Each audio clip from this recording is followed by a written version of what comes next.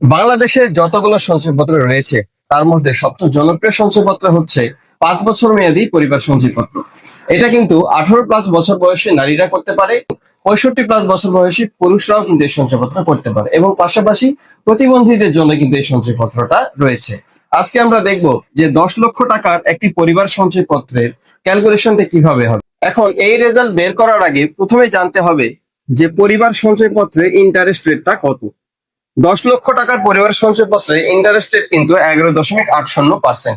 প্রথমে যে কাজটা করতে হবে, 10 লক্ষ টাকার এই 11.80% কত সেটা আমরা বের করে নিব। তাহলে 10 লক্ষ টাকার 11.80%।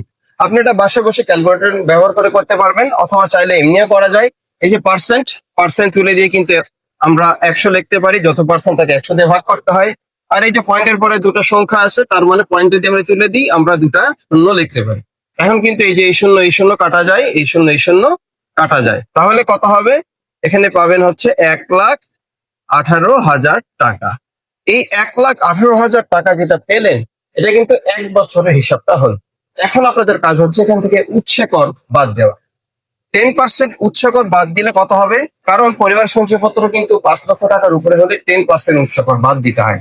তাহলে এই 1,18,000 টাকা থেকে যদি আমরা 10% বাদ দেই, তাহলে 1,18,000-এর 10%। এটা আপনার ক্যালকুলেটর ব্যবহার করবেন। ক্যালকুলেটর ব্যবহার করলে আপনারা পাবেন হচ্ছে 1,06,200 টাকা। এই 1,06,200 টাকা, এটা কিন্তু আবারও বললাম, এটা কিন্তু 1 বছরের হিসাব। এখন এটা আপনি প্রত্যেক মাসে পাচ্ছেন, তাহলে এটাকে 12 দিয়ে ভাগ দিবেন। 12 দিয়ে ভাগ দিলেই কিন্তু আপনারা সেটা হবে 8,850 টাকা। অর্থাৎ 10 লক্ষ টাকার পরিবার সঞ্চয়পত্র যদি আপনি করেন, তাহলে 10% উৎসকর বাদ দিয়েও কিন্তু প্রত্যেক মাসে আপনারা 8,850 টাকা করে পাবেন। এই টাকাটা কিন্তু আপনাদের সেভিংস অ্যাকাউন্ট বা কারেন্ট অ্যাকাউন্ট যেটি দিয়ে খুলুন না কেন, সেটাতে প্রত্যেক মাসে ঢুকে যাবে। এই টাকা আপনি চাইলে তুলতেও পারেন, আমার অ্যাকাউন্টে রাখতে পারেন।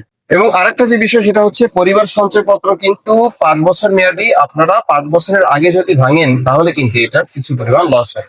এবং চেষ্টা করবেন সবসময় বছর পূরণ করে ভাঙার জন্য। আপনি যদি 1 বছরের আগে ভাঙেন, তাহলে কিন্তু 1 বছরে যত ইন্টারেস্ট সরকার দিয়েছে সবগুলো কিন্তু কেটে নিবে।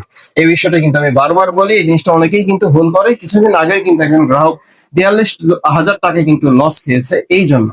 তো আপনারা সচেতন থাকবেন এই বিষয়ে। আশা করি এই ভিডিওটা আপনাদের ভালো লেগেছে। যদি ভালো লেগে থাকে, অবশ্যই আমার ভিডিওটি সবার সাথে শেয়ার করে দিবেন। এবং পাশাপাশি আপনি যদি ফেসবুক থেকে দেখেন, আমার রায়ন ব্যাংকিং সলিউশন পেজটিকে ফলো দিবেন।